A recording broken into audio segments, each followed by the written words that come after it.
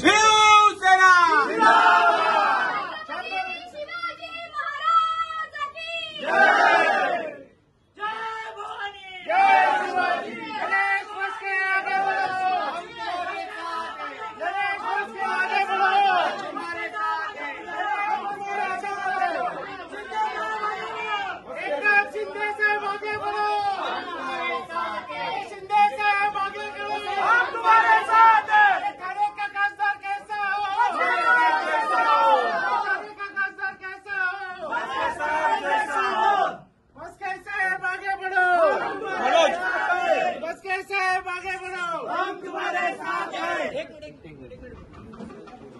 जितू